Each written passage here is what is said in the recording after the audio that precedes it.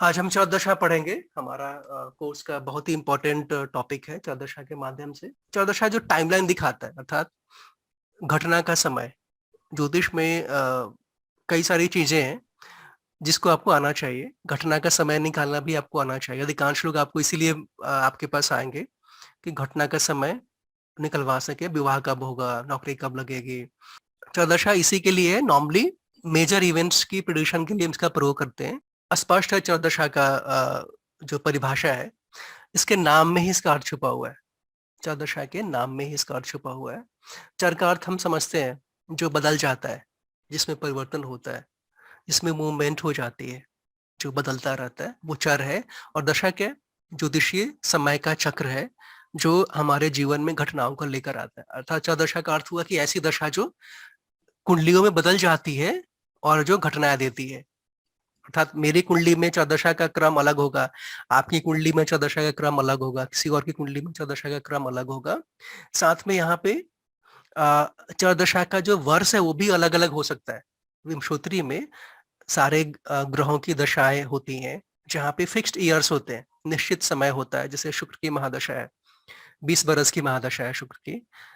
सबकी कुंडलियों में 20 बरस की है, मेरी भी, आपकी भी, सब पे संसार में जितने भी लोग हैं सब पे 20 बरस की महादशा आती है। वैसे ही सूर्य की 6 बरस की आती है, फिक्स है सारा। यहाँ पर क्या है, कुछ भी फिक्स नहीं है।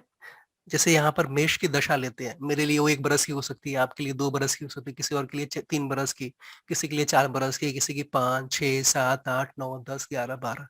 अर्थात 1 बरस से लेके 12 बरस के बीच में किसी भी राशि की कोई भी दशा हो सकती है। तो इतना अधिक फ्लक्चुएशन है, इतना अधिक इसमें अंतर हो जाता है दो कुंडलियों के बीच में। वही सब चीज है, लेकिन फिर भी दशा का क्रम अलग हो सकता है और दशा के वर्ष अलग हो सकता है। ये विमशोत्तरी में सब एक ही क्रम से चलते हैं।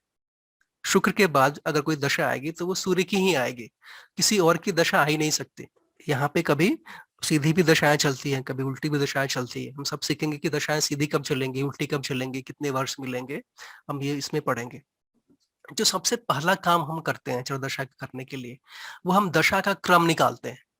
हम वो दशा का क्रम निकालते हैं कि ये दशा चलेगा कैसे, है ना। लेकिन उससे पहले हम दशा के टाइप्स पढ़ लेते हैं, क्योंकि आपको आप इस फील्ड में आ गए हैं तो आपको बहुत प्रकार के लोग मिलेंगे जो आपको बताएंगे कि हम इसका प्रयोग करते हैं, हम इसका प्रयोग करते हैं। तो चौदशा के भी कम से कम 6-7 वेरिएंट चलते हैं।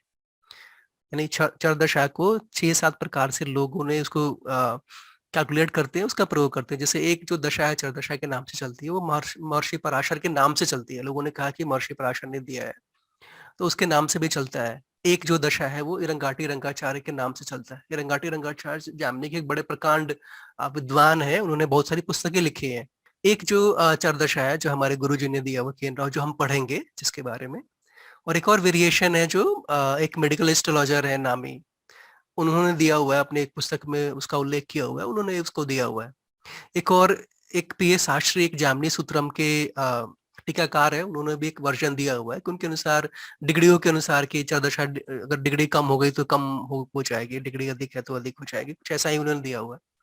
और एक और दशा का वेरिएशन है, काशी के ज्योतिषी ने एक वेरिएशन दिया हुआ है, वो अलग ही है, हमें उसमें पढ़ने की आवश्यकता नहीं। हम सिर्फ जान रहे हैं कि ये 6-7 प्रकार के हैं चौदशा के टाइप।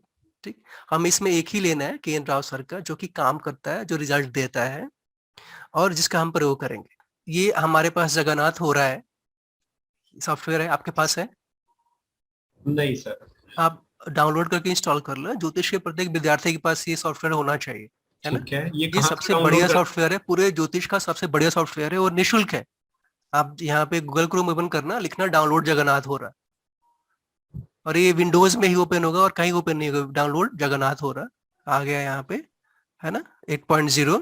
आप जाके वहां पे डाउनलोड कर लो, जो भी जैसे ही बता रहा है। ये सबसे बढ़िया सॉफ्टवेयर है, जितने सर ज्योतिष के इसमें सॉफ्टवेयर है। ये किसके लिए है? मतलब किस चीज के लिए सबसे बढ़िया है, जैमिनी के लिए या सबके लिए किसी है और? भाई, सबके लिए, सबके लिए सबसे बढ़िया है। अच्छा अच्छा अच्छा अच्छा अच्छा। सबके लिए, ज्योतिष के प्रत्येक विद्यार्थी के पास होना चाहिए जगन्नाथ हो रहा। और ये सबसे बढ़िया सॉफ्टवेयर है। सबसे अच्छी बात है कि निःशुल्क है।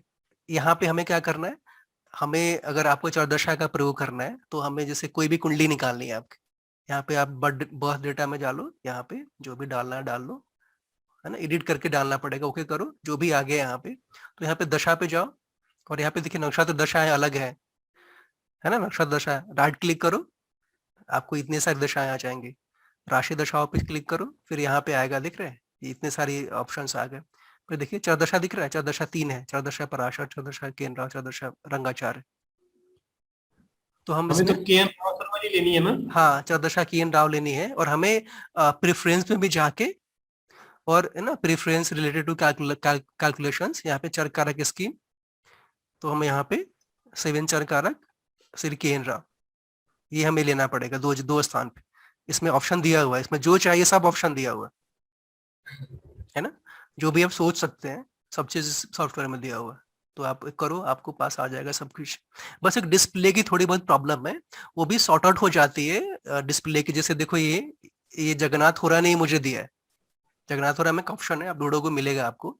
ये सारा जो दिया हुआ है, देख रहे हैं कितना बढ़िया से दिया हुआ है कुंडली निकाल के उसने। तो इसने मुझे यही दिया हुआ है, और यहाँ यहीं से जितने भी बड़े ज्योतिषी हैं इसका प्रयोग सारे करते हैं कि चरदशाफ केंद्र मॉडिफाइड वर्जन ऑफ फलित दशा। यहाँ पे देखिए, यहाँ पे भी मिलेगा आपको चरदशाफ केंद्र मॉडिफाइड वर्जन ऑफ फलित राशि दशा। देखिए सारे जो कैलकुलेशन है हम सॉफ्टवेयर से लेना है, सॉफ्टवेयर पे हमें रिलाई करना है, लेकिन हमें पता होना चाहिए इसके बारे में कि कैसे निकलता है, इसका क्रम क्या होता है, कैसे। जैसे मान लीजिए कहीं आप अटक गए जहाँ पे कंप्यूटर नहीं है, तो कैसे आप निकाल सकते हैं, ये देखना है कि कंप्यूटर दे रहा है नहीं दे रहा है। जैसे जगन्नाथ थोड़ा तो देता है, वो सही देता है, लेकिन कुछ और सॉफ्टवेयर भी है जो शायद सही नहीं देते हो।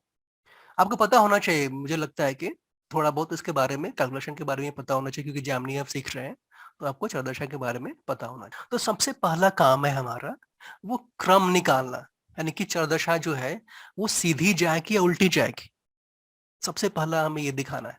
ठीक, उल्टी जाएगी और सीधी जाएगी। और इससे भी पहले सबसे जो इम्पोर्टेंट चीज है वो जानना कि चौदशा का आरंभ कैसे होता है। ये तो आप कहीं ना कहीं से बिगिनिंग तो करोगे ना, बिना बिगिनिंग क्या कुछ हो सकता है? नहीं सर। आपको पता होना चाहिए कहाँ से शुरू करेंगे। ठीक, तो चौदशा का सदैव आरंभ जो होता है वो लगन से होता है। चौदशा है उसका सदा जो आरंभ होता है वो लगन से होता है, किसी भी कुंडली हो, है ना। जैसे 12 प्रकार के लगन हो गए हमारे, मेष लगन, वृषभ लगन, धनु लगन, कुंभ लगन, जितने भी लगन है सबका आरंभ लगन का होगा, यानी कि लगन में जो राशि होगी पहली दशा उसी की होगी। चौदशा मैनुअल लिखा हुआ है यहाँ पे, देखो ये चौदशा मैनुअल, ठीक है, इसमें इसको खोलना सर एक बार। यही है ना, यही सब डॉक्यूमेंट अच्छा यही डॉक्यूमेंट है क्या? ओके ठीक है ठीक है। यही है जिससे मैं पढ़ा रहा हूँ, वही मैंने डाल दिया हुआ है।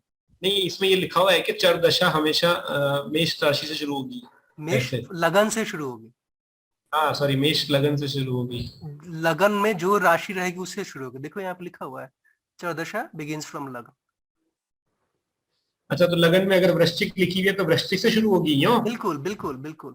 मतलब 12 राशि में जो भी लगन होगा उसी से होगी। हाँ, लगन में जो राशि होगी उससे आरंभ होगा। ठीक, लगन में जो भी राशि होगी उससे आरंभ होगा, पहला नियम। दूसरा, लेकिन इसमें और भी चीजें हैं कि पहला तो आपको निकल गया सीधे सीधे, बिल्कुल सिंपल रूल है, लेकिन कुछ लगनों में सीधे ये शुरू होगी, जैसे एक के बाद दो आया, तीन चार पांच छह, है ना। कुछ लग्नों में जो दशा है वो सीधी जाएगी, है ना, यानी कि एक के बाद दो, दो के बाद तीन, तीन के बाद चार। ठीक, वैसे भी लगन है चरदशा में जिसकी दशाएं उल्टी जाएंगी, यानी एक के बाद 12, 11, 10, 9, 8, 7, 6, 5, 4, 3, 2, 1, ऐसी भी दशाएं घूमती है। वो कैसे होगा सर? अभी हम पढ़ रहे हैं ना, यानी अर्थात जैमिनी में दशाएं जो है दो ढंग से घूमती हैं, सीधे घूमती हैं कुछ दशाएं उल्टी घूमती है। ठीक, अर्थात विमशोत्री से बिल्कुल अलग है। विमशोत्री में सारी दशाएं सीधी चलती हैं, है ना, क्रम है उनका, उस क्रम को फॉलो करते हैं। यहाँ पे वो अलग ही क्रम है, कुछ राशियां सीधी जाती हैं, कुछ राशियां उल्टी जाती हैं। ये समझ में आ गया? मतलब ये समझ में आया मुझे कि सीधी चलने वाली, उल्टी वाली तो समझ में नहीं है क्योंकि आपने बताया भी नहीं नहीं। नहीं, मैंने कहा, मैंने ये भी आपको नहीं बताया कि सीधी कौन चलती है। मैंने सिर्फ कहा कि कुछ राशियां सीधी चलती हैं, कुछ राशियां उल्टी चलती हैं, यानी कि कुछ दशा का क्रम कुछ लगन के लिए, ऐसे समझिए, कुछ लगन के लिए जो दशा का क्रम होगा वो सीधा जाएगा, कुछ लगन के लिए उल्टा जाएगा। ठीक है। ठीक, ये हो गया। अब हम जानेंगे कि सीधा कब जाएगा, उल्टा कब जाएगा। Yes sir. है ना। इसके अगला स्टेप है, पहले तो हमें ये जानना चाहिए ना कि कुछ सीधी भी जाएगी कुछ उल्टी भी जाएगी, हमें पता नहीं होगा तो हम कैसे जानेंगे। मार्क हाउ ए राशि मूव्स, हम ये पता होना चाहिए कौन सी राशि सीधी जाती है कौन सी राशि उल्टी चलती है ना। जो सीधी चलती है उसको हम सब्बे बोलते हैं, जर्मनी की भाषा में उसको हम बोलते हैं सब्बे।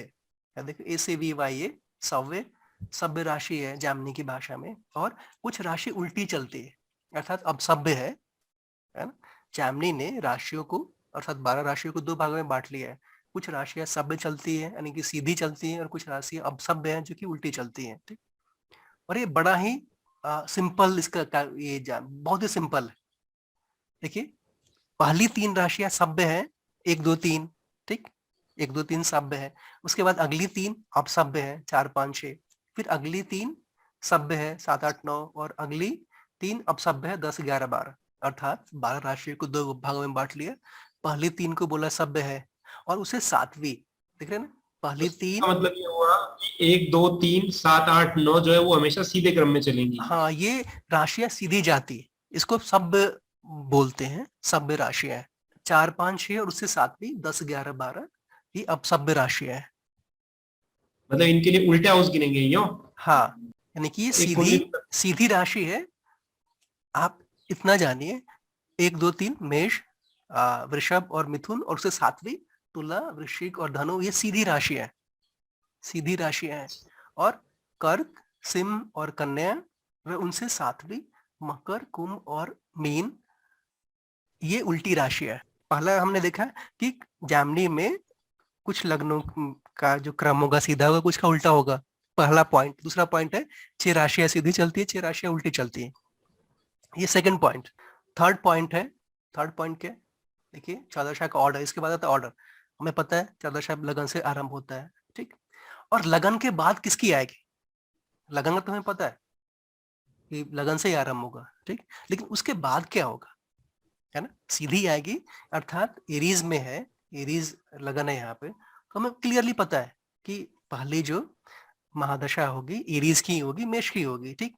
इसके बाद हमारे पास प्रश्न आया कि मेष के बाद कौन, है ना, मेष के बाद क्या वृषभ आएगी या मीन आएगी, क्योंकि संभव है जामनी चौदशा में संभव है मेष के बाद वृषभ आए या मीन आए।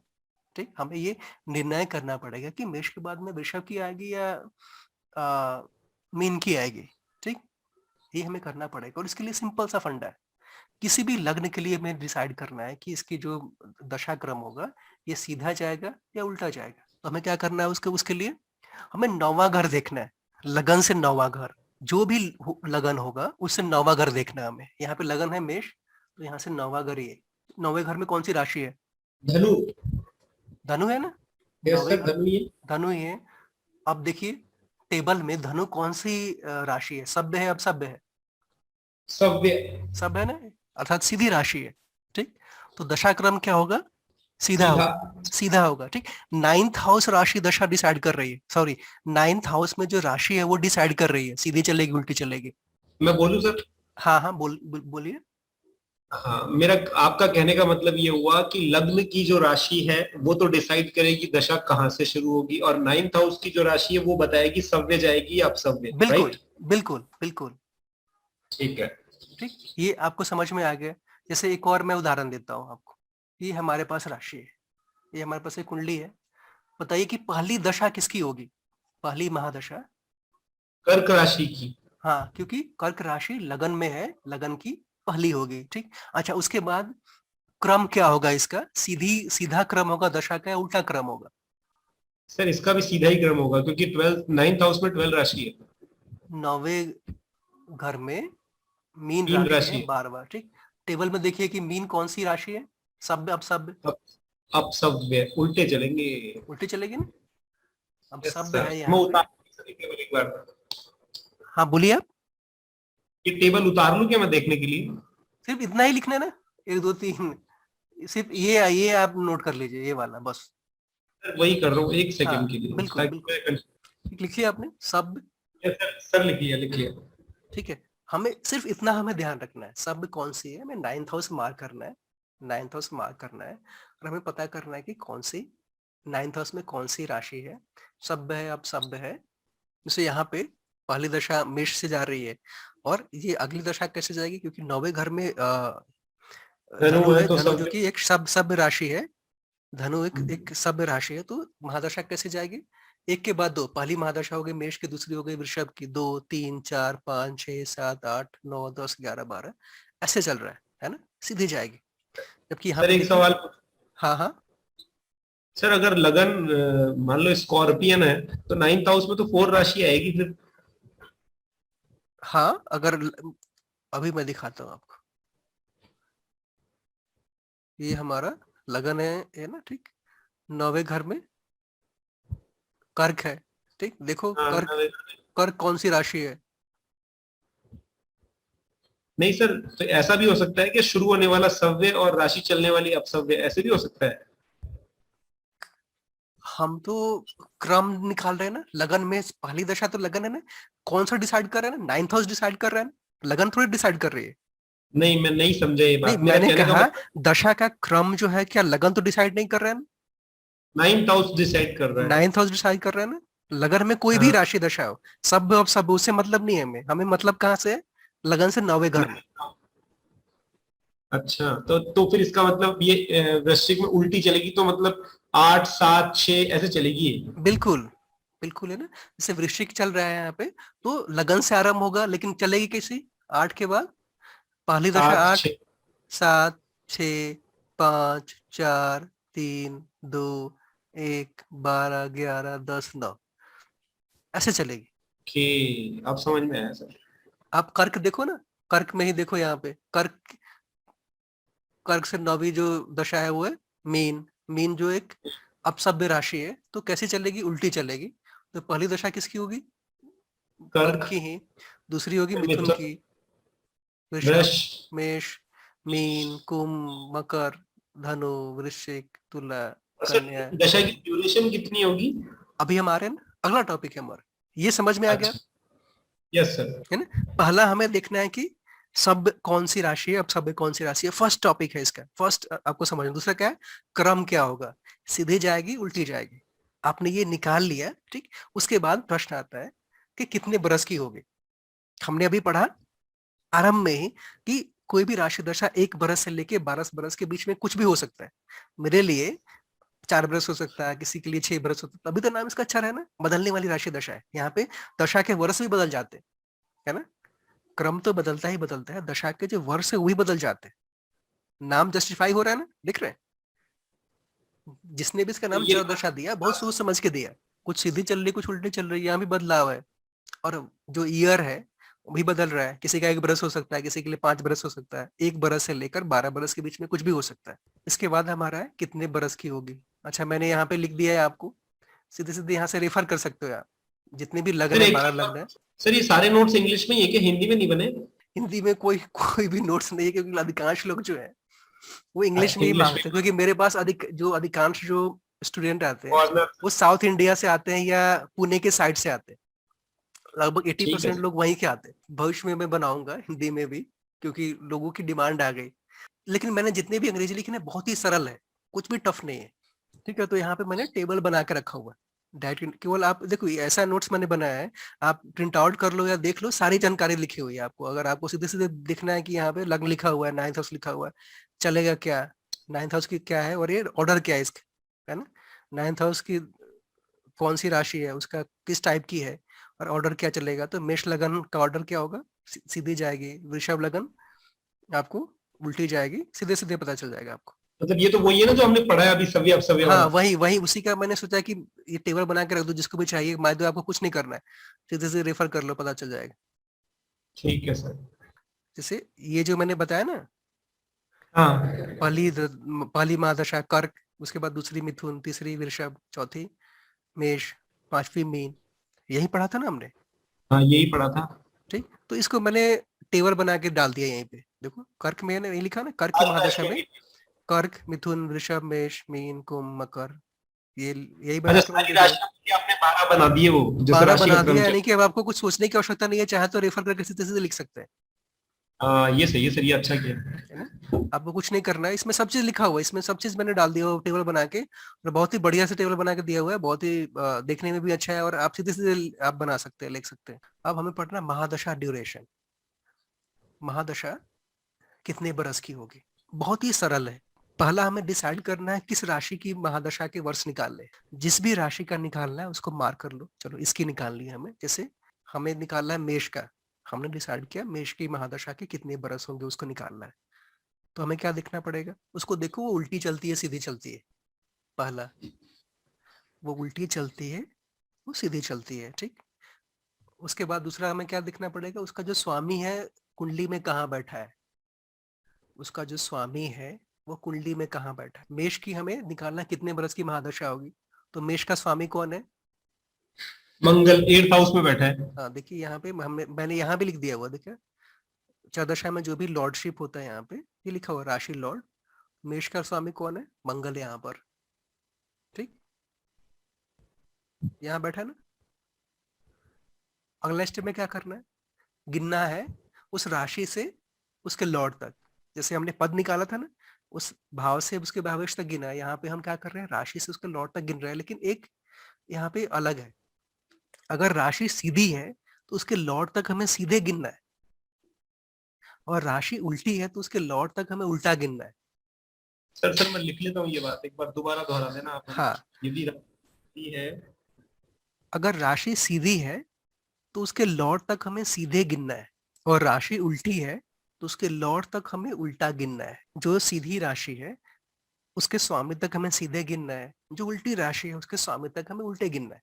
तो अगर हमें मेष की महादशा के वर्ष निकालने हैं तो मेष कौन सी राशि है, सीधी है उल्टी है। सीधी। सीधी, तो मंगल तक हमें सीधा गिनना है, 1 2 3 4 5 6 7 8, सीधा गिनना है हमें, ठीक। कितने कितना काउंट कितना आया, 8 ही आया सर। 8 आया, ठीक। तो हमें अब क्या करना है, एक घटाना है। अच्छा एक घटा देंगे। एक घटाना है, चौदशा का नियम है, जितना भी काउंट आ रहा है हम एक घटाएंगे, उसके बाद हमें महादशा के वर्ष मिल जाएंगे। तो मेष की कितनी महादशा हो गई, 7 साल। 7 बरस की। मेष की जो महादशा है वो 7 बरस की होगी। अब हम कर्क का निकालते हैं। कर्क का लॉर्ड कौन होता है। कर्क का लॉर्ड चंद्रमा। कर्क सीधी राशि है उल्टी राशि है। उल्टी। तो हम कर्क से चंद्रमा की ओर उल्टा गिनेंगे। उल्टा तो कैसे गिनेंगे, 3। 1 2 3, 3। है ना। उल्टा तो सही गिनेंगे हम्म, ना, 1 2 3, 3 आ गए। 3 में से कितना घटाएंगे हम, 1। एक। तो कर्क की महादशा के वर्ष कितने हो गए, 2 साल। 2 बरस, यानी कर्क की महादशा 2 बरस की होगी। अब हम तुला का निकालते हैं। एक सवाल पूछूं। हाँ बिल्कुल। जैसे विमशोत्तरी दशा 120 साल की होती है, ऐसे ही चरदशा का कितना साल नहीं, है। चौदशा का कोई फिक्स समय नहीं है, सबकी अच्छा टोटल अलग अलग ही होगा। ठीक है चौदशा सर। में ना फिक्स दशा नहीं है ना, सबका अलग अलग होगा। आपके में अलग ही होगा, आप मुझ में अलग ही होगा, किसी और में अलग ही होगा। टोटल ईयर्स 12 राशियों की सबकी अलग अलग होंगे, तभी तो नाम चरण ना बदल रहा है। तुला का लॉर्ड कौन होता है, शनि। शनि।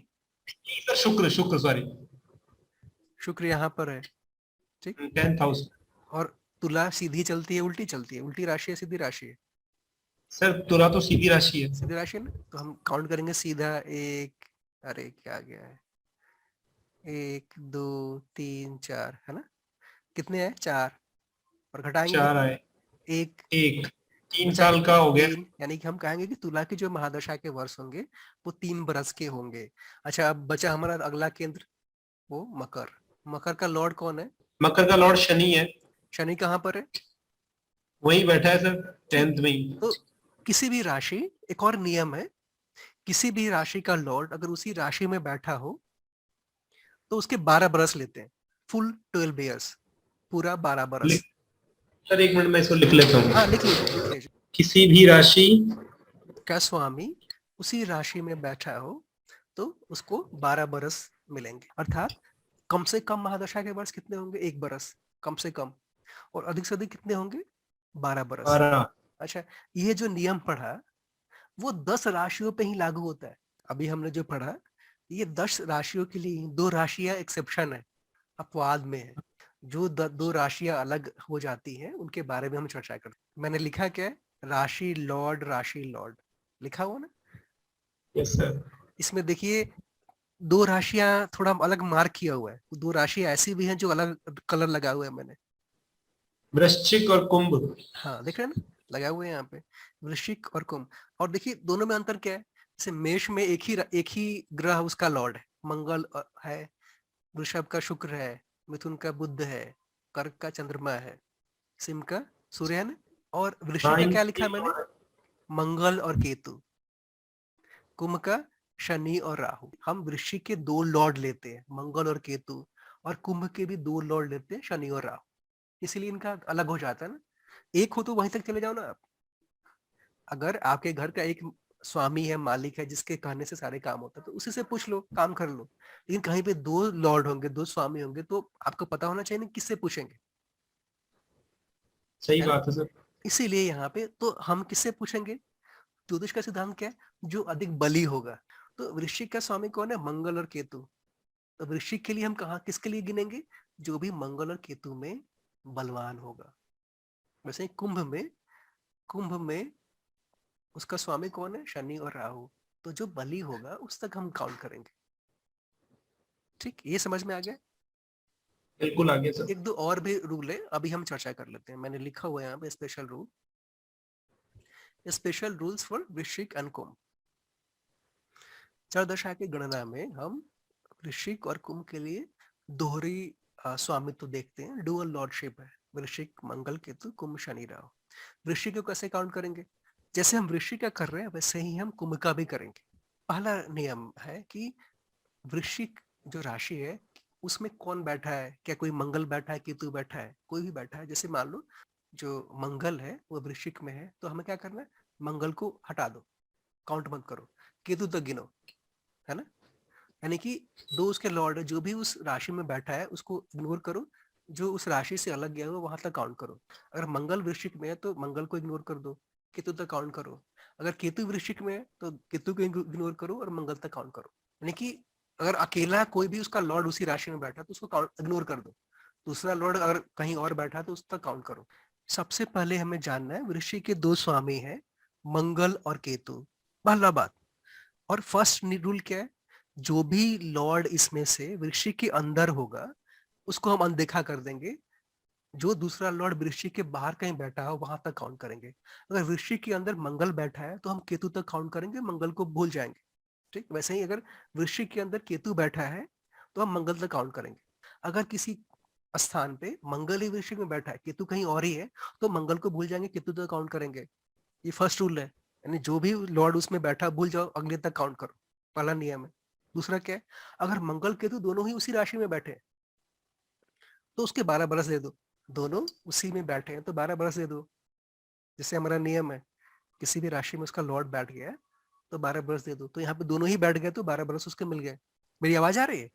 यस सर, बीच में चली गई थी, आप कौन सा रूल पढ़ा रहे हो ये पूछ रहा हूँ। पिछले 3-4 मिनट का जो भी मैंने पढ़ाया मैं फिर से रिपीट कर देता हूँ। Thank you sir. मैंने कहा जब भी हमें वृश्चिक की गणना करनी हो, वृश्चिक के कितने बरस होंगे इसको निकालना हो, तो हम कैसे निकालेंगे। वृश्चिक के दो लॉर्ड हैं, दो स्वामी हैं, केतु और मंगल। तो पहला नियम है, हमें देखना है वृश्चिक में कोई इनमें से कोई बैठा तो नहीं है।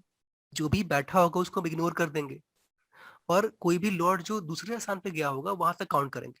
जैसे मंगल वृश्चिक में होगा तो मंगल को इग्नोर कर देंगे, केतु तक काउंट करेंगे।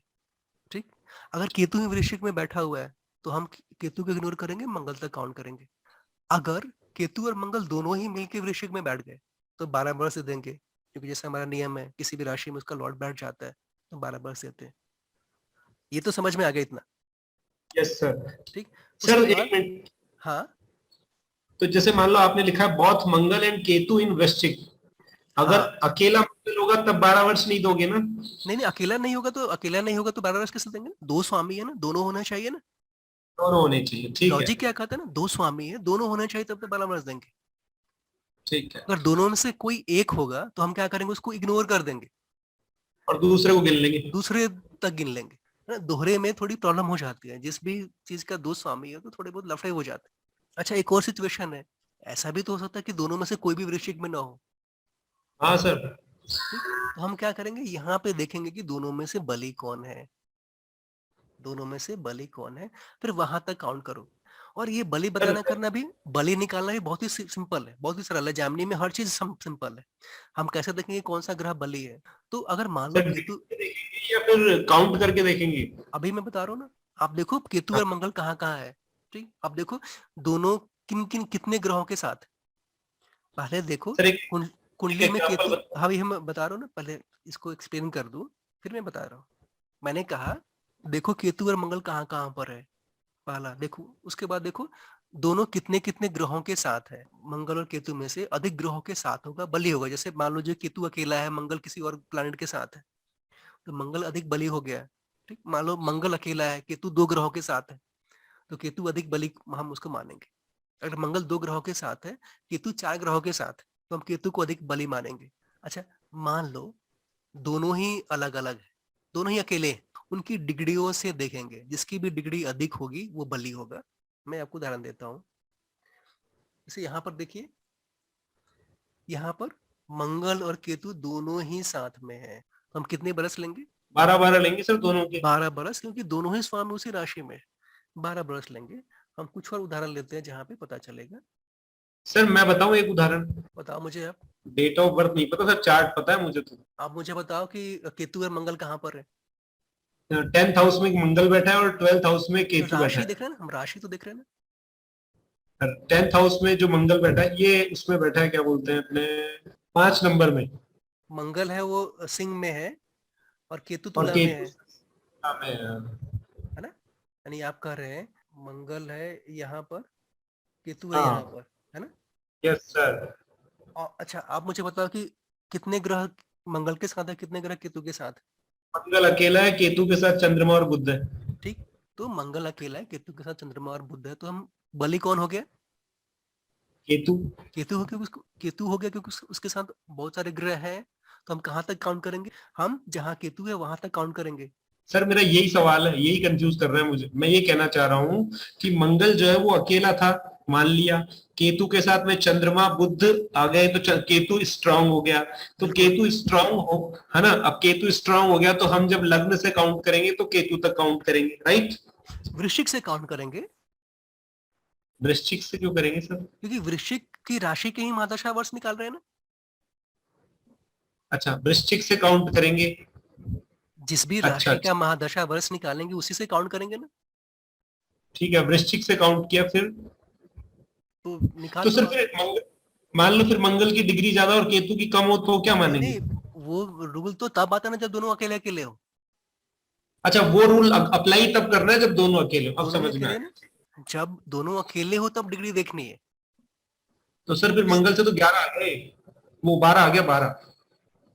मंगल से 12 कैसे आ गए? सर वृश्चिक से 12 आ गए। वृश्चिक से 12 आएंगे ना, वृश्चिक से, क्योंकि क्यों ऐसा हो रहा है? क्योंकि वृश्चिक कौन सी राशि है? सीधी चलती है उल्टी चलती है? वृश्चिक सीधी चलती है। हाँ, तो सीधी है तो 1 2 3 4 5 6 7 8 9 10 11 12, केतु यहाँ यहाँ पर है। तो कितने काउंट आ गए? 12। ठीक, हाँ सर। नियम क्या है? 12 में से एक घटाएंगे, तो उस कुंडली में वृश्चिक की दशा कितने बरस की होगी? 11 बरस की। समझ में आ रहा है? Yes sir. वृश्चिक और कुंभ में थोड़ी सी चीजें बदल जाती है। ठीक ऐसे ही हमें कुंभ का भी निकालना है।